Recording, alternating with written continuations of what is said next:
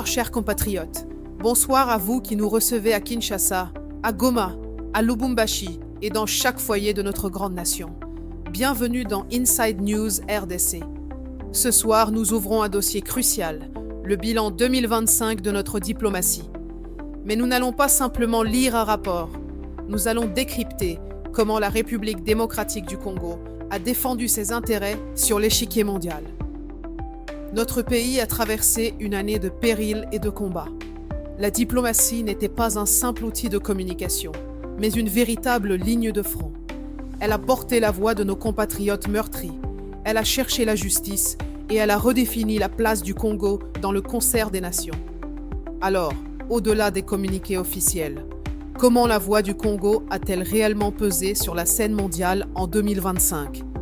Les réponses, ce soir, dans Inside News RDC. L'année 2025 a commencé par un choc, une blessure nationale.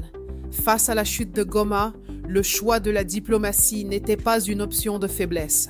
C'était une stratégie de combat menée sur la scène internationale, là où les mots ont le poids des armes. Le 27 janvier 2025, Goma est tombé. Ce jour-là, la violence a franchi un seuil intolérable. Face à cette situation, le gouvernement, sous l'impulsion du président Félix Tshisekedi et de la première ministre Judith Suminwa Tuluka, a lancé une offensive diplomatique mondiale. La mission était claire, ne plus subir et ne plus se taire. C'est une stratégie que le monde a vue à l'œuvre en Ukraine, où chaque discours du président Zelensky visait à mobiliser l'opinion mondiale. Pour la RDC, l'enjeu était le même, faire de notre cause une cause internationale. L'objectif, selon la ministre des Affaires étrangères Thérèse Kayikwamba Wagner, était de porter la vérité avec constance et méthode. Il fallait faire reconnaître la réalité des faits. Des actions ont été menées sans relâche auprès de l'Union africaine, de la SADC, de l'Union européenne et bien sûr aux Nations unies. Pour chaque Congolais, ces actions ne sont pas abstraites. Chaque discours prononcé à New York ou à Bruxelles était une tentative de ramener la sécurité dans les foyers du Kivu. Chaque rencontre visait à transformer la solidarité internationale en une pression concrète sur l'agresseur. Mais nommer l'agresseur suffit-il à arrêter les balles? Et après les mots, quels actes concrets ont suivi?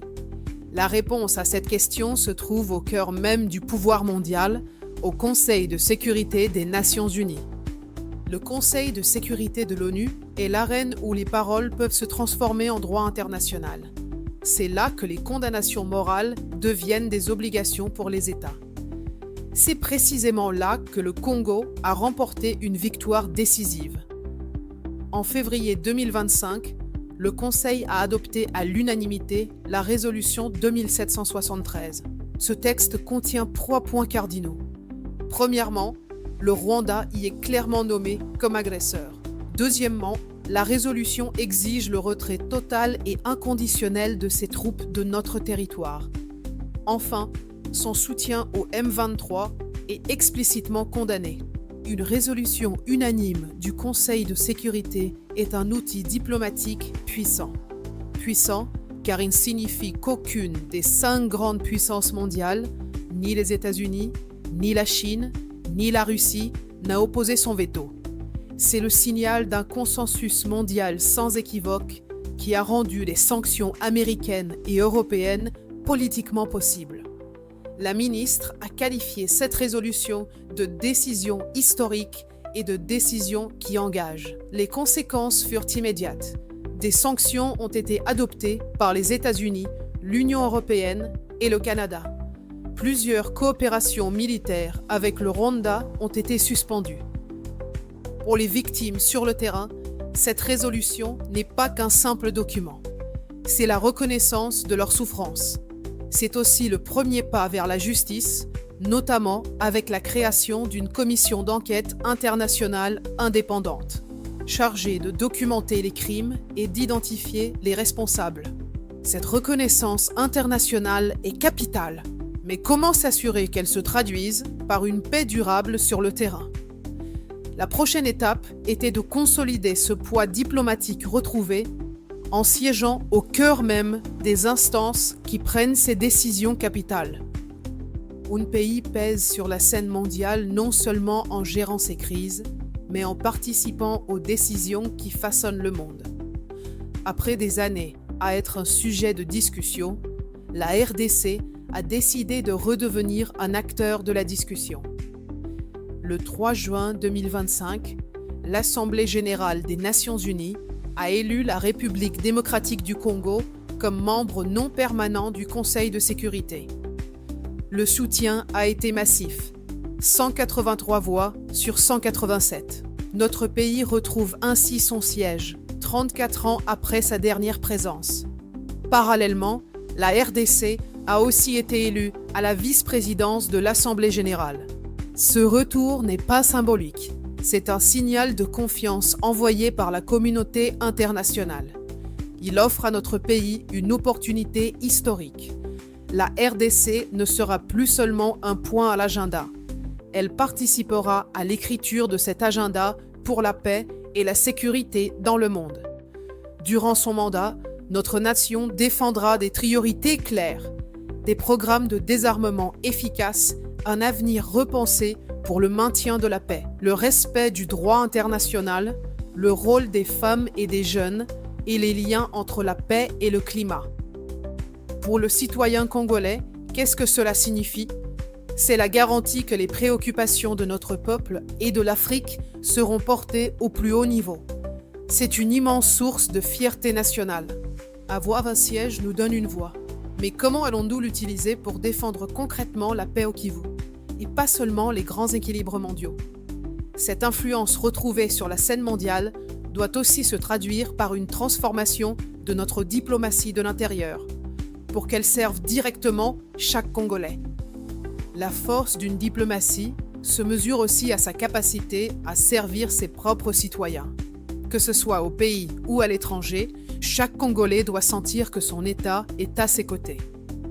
Pendant longtemps, obtenir un passeport était un parcours du combattant, un fardeau financier et administratif, surtout pour notre diaspora. Le gouvernement a fait de la modernisation de ce service une priorité. Un nouveau passeport biométrique a été lancé. La procédure a été entièrement digitalisée. Le coût a été réduit, passant de 99 à 75 $. Surtout, le service a été décentralisé.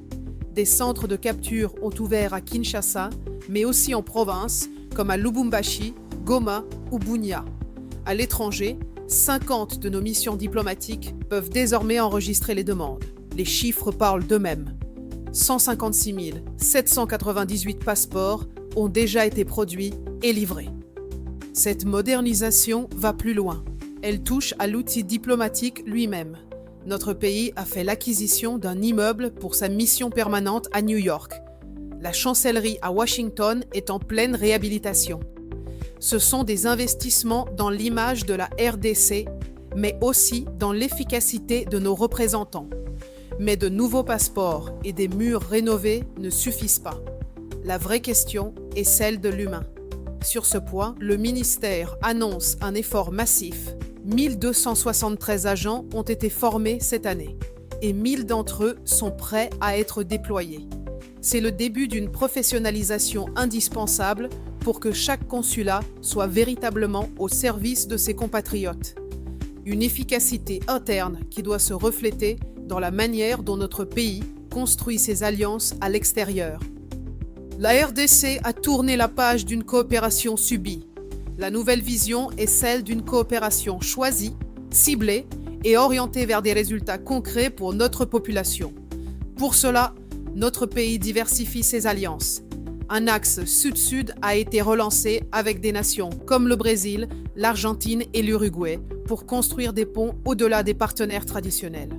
En Asie et au Moyen-Orient, le dialogue avec la Chine a été consolidé, notamment lors du forum de Changsha, et une nouvelle dynamique a été créée avec le Qatar dans des secteurs comme les investissements, la justice et les transports.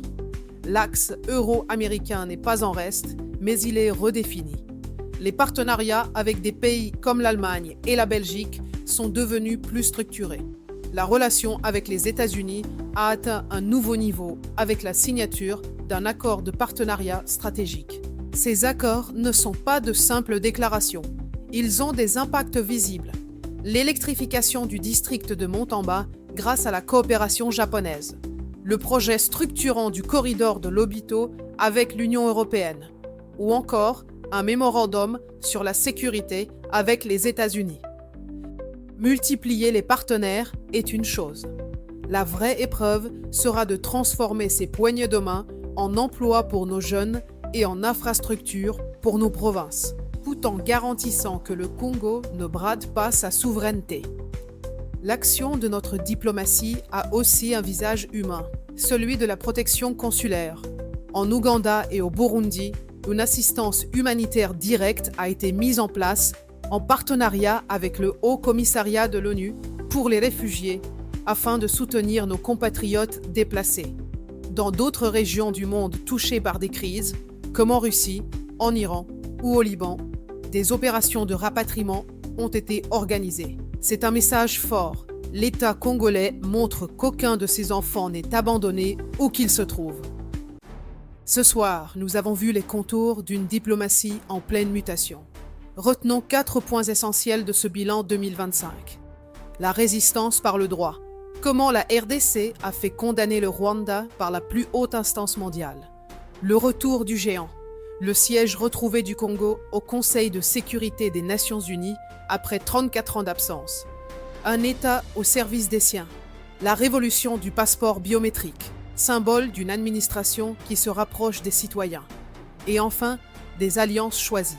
La nouvelle carte des partenariats mondiaux de la RDC de Washington à Pékin. Globalement, le bilan présenté témoigne d'une forte cohérence. L'offensive diplomatique sur la scène internationale s'est accompagnée d'un effort visible pour renforcer l'outil qu'il apporte.